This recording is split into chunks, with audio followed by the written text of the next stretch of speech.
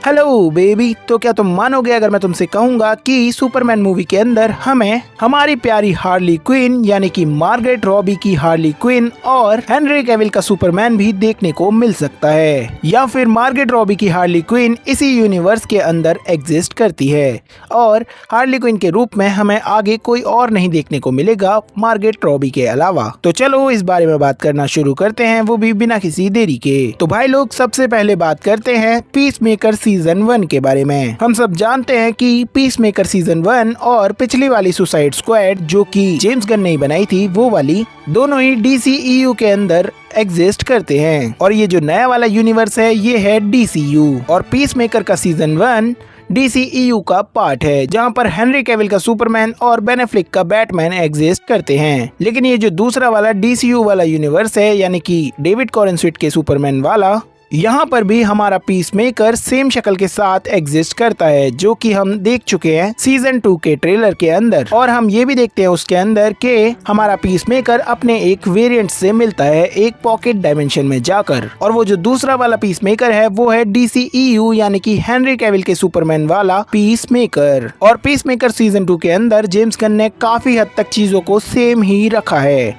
मतलब जिन चीजों को पॉसिबल है उनको सेम ही रखा है, जिसका मतलब ये है कि ऐसा भी हो सकता है कि DCU की पहली मूवी सुपरमैन नहीं बल्कि सुसाइड स्क्वाड है, क्योंकि हम पीसमेकर सीजन 2 के ट्रेलर में ये साफ साफ देख सकते हैं कि Rick Flag senior Rick Flag junior की मौत का बदला लेने आया है। यानी कि अगर जेम्स गन चाहे तो थोड़े बहुत चेंजेस करके सुसाइड स्क्वाड मूवी को भी अपने DCU के अंदर कंटिन्यू कर सकते हैं, जिसका फल ये होगा कि हमें मार्गरेट रॉबी की हार्ली क्विन DCU में भी कंटिन्यू होती हुई देखने को मिलेगी। और ऐसा होना भी चाहिए, क्योंकि मुझे नहीं लगता कि मार्गरेट रॉबी से ज्यादा अच्छा हार्ली क्विन कोई भी प्ले कर सकता है। मतलब हम ये ट्राई करके देख चुके हैं, जहाँ पर लेडी गागा ने हार्ली क्विन प्ले करने की कोशिश की थी, लेकिन मजा नहीं आया हमें। खैर, इसे ज्यादा कॉम्प्लिकेटेड ना करते हुए अब एक रूमर के बारे में बात कर लेते हैं, जो अगर सच हो गया तो फंटास्टिक फोर तो गई काम से। और वो रूमर ये है कि अल्ट्रामैन के रूप में हमें देखने को मिलने वाला है हेनरी कैविल, जो कि एक इविल वेरिएंट या फिर एक इविल वर्जन है हमारे सुपरमैन का। और अगर सच में ऐसा हो गया जहां पर हमें अल्ट्रामैन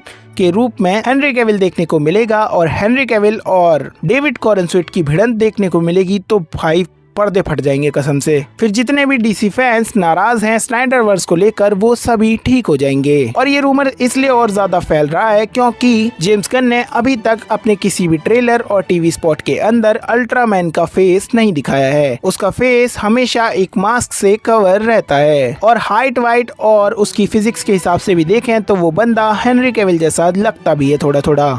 तो अगर वो हेनरी कैविल हुआ तो मजा ही आ जाएगा। मतलब मैं तो बस जेम्स गन से यही दो चीजें चाहता हूँ कि पहला, हमें हेनरी कैविल का अल्ट्रामैन इस मूवी के अंदर देखने को मिले, या फिर एटलीस्ट इस यूनिवर्स के अंदर देखने को मिले, और दूसरा ये कि इस यूनिवर्स के अंदर मार्गरेट रॉबी की हार्ली क्विन यानी कि हमारी जाने मन को कंटिन्यू किया जाए। तो चलो इस बारे में बाकी बातें हम कमेंट सेक्शन में करते हैं, मैं वहाँ पे तुम्हारे रिप्लाई जरूर करूँगा। बाकी वो जो सफ़ेद वाला सब्सक्राइब का बटन है उसे सब्सक्राइब करके बेल आइकन जरूर से दबा देना। क्या है ना, कभी कभी नए लोगों को भी मौका देना चाहिए।